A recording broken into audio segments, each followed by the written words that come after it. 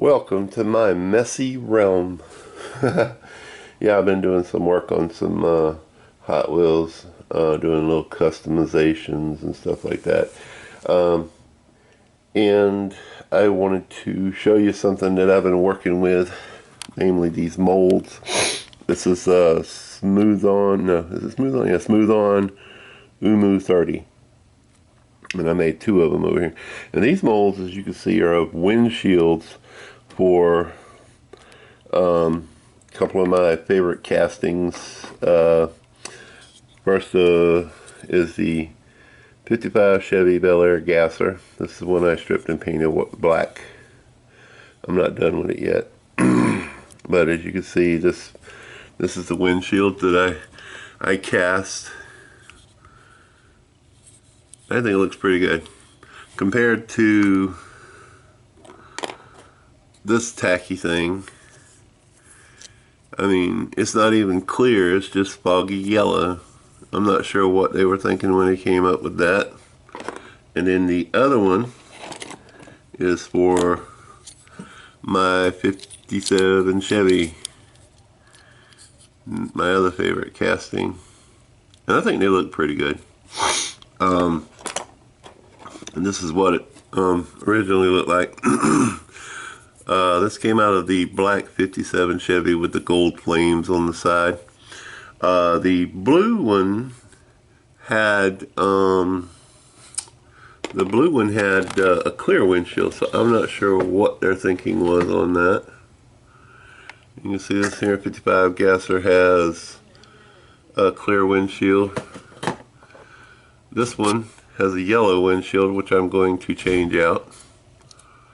And here is another 57 Chevy I'm going to change out. I actually kind of like this is a clear yellow. As you can see right through it. It's not as bad as that other tacky cloudy one. It's not too bad. I kind of like it. I think it looked better than the black one, which I have a black one put up somewhere that has it. And then here's this is old school here. It has blue interior and blue windshield, both of them are the same color. I guess they were cast at the same time. And again, there's another clear one. The clear ones come out of the Holly Gassers, and the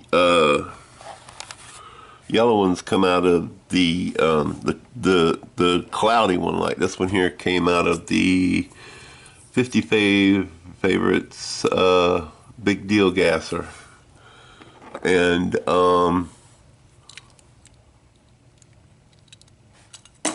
which I don't care for at all, the cloudy ones. But this is the windshield that I cast, and I think it looks just like the original. You have some flashing you have to remove, and what I do is I use this stuff right here. I'm sure there are other ones out there, probably better than this one. This one takes a long time to cure. It takes at least 24 hours, and I would probably think that it would take some ultraviolet light to really cure completely. It comes with a hardener, and you put like 6 to 7 drops per ounce. I put like 15 to try and get it to harden a little bit quicker, but it didn't work. And all you do is like you pour the resin once you've mixed it into here, and that's not the top for that one. You pour the resin in there probably about halfway, and then you just take the top and press it down. And you just don't press too much because you'll press it all out and then it'll be too thin. But just press it down, and voila. Once it cures, and the same for the 57 Chevy window. You want to make sure it's clean.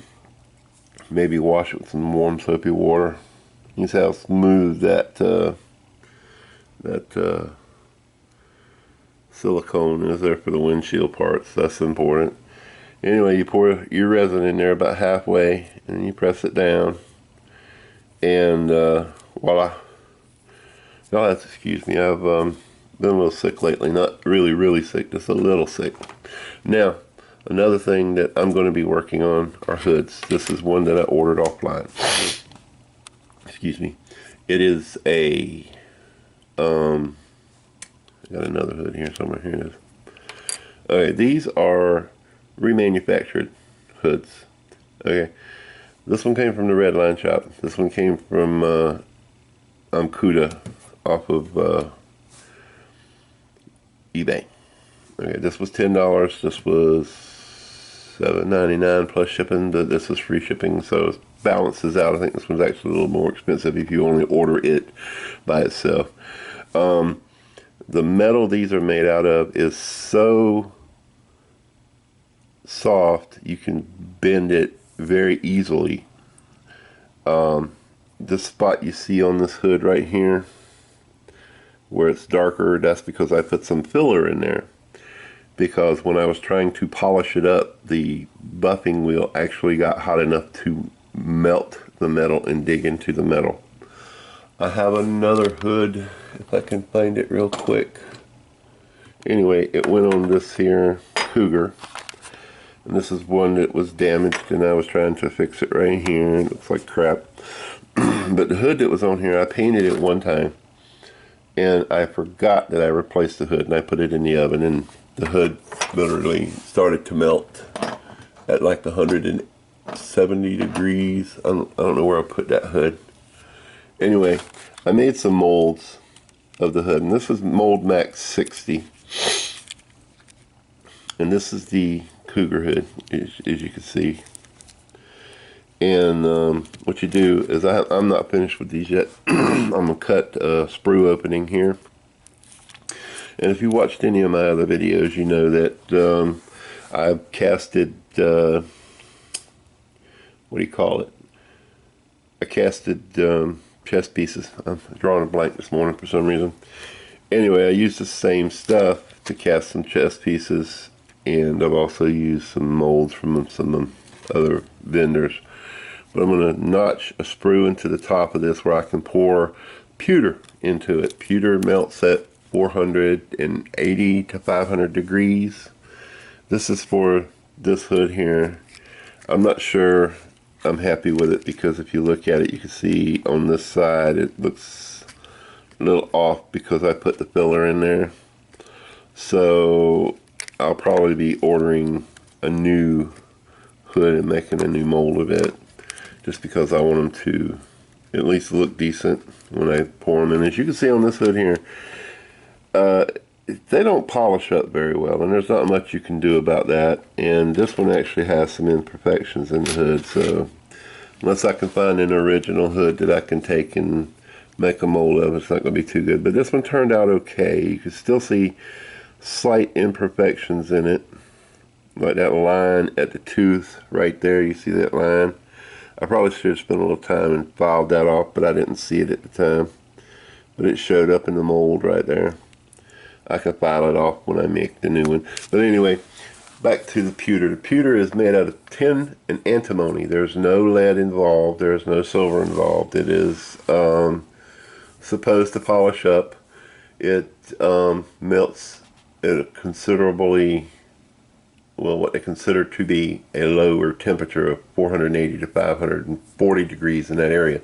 This is rated for 560 degrees, so it is right at that threshold.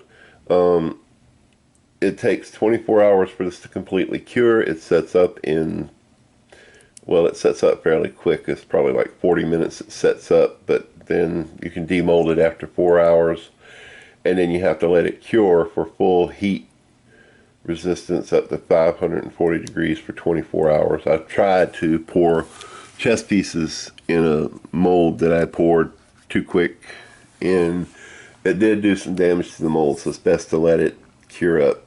So I'm going to try and cast some of these later tonight in pewter, but I got to cut the sprue. As you can see, I put a popsicle stick right there, and what I've done is I made it go under the back of the hood right here.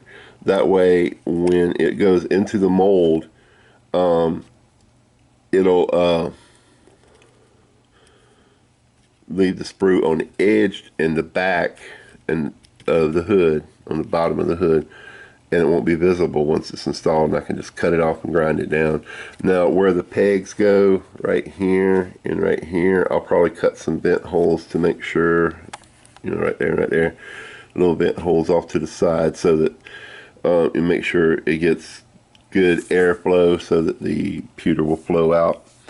On the chest pieces, we put the sprue on the corner and tilted it sideways, and I didn't want to do that because, as you see on the back of this hood, it has these pegs sticking up. And you can see right there, that's actually what they done. They put the sprue on the bottom edge right there and filled it. This metal, from what I understand, melts at like 140 degrees. You can literally melt this with a hair dryer if you're not careful. I have done it. I was curing some paint on a car. What was it? That was a Dodge Charger that I was working on. And the hood literally melted while I was blow drying it with the hair dryer. I was like, I mean, it just wafered up. I was like, holy cow, look at that. You know, I contacted John over at the Red Line Shop, and he said, yeah, you have to be careful with these things. And he was nice enough. He replaced it, but you know, I didn't ask him to. I just asked what kind of metal it was and told him what happened. And he sent me a new one out of the kindness of his heart. But yeah, they bend really easy. They will break. This in here, when I was trying to make the mold, was wanting to bend. You can see how thin that one is. But it wanted to bend and stuff. So yeah, you have to be really careful. And if you see these pins here are a little bit longer than on this one here, so I have to be careful when I remove it from the mold. I don't want to snap those pins off because that's what holds it into the car. Oh, since I showed you the Cougar, I'll show you the Firebird. I'm not sure if that cowl vent's supposed to be like that. I think it's bent a little bit right there. I didn't do that. It was already like that. But yeah, I had this installed when I was polishing it, and I had to uninstall it. As you can see how it fits. Let's see, press down a little bit. Get pins in the hole.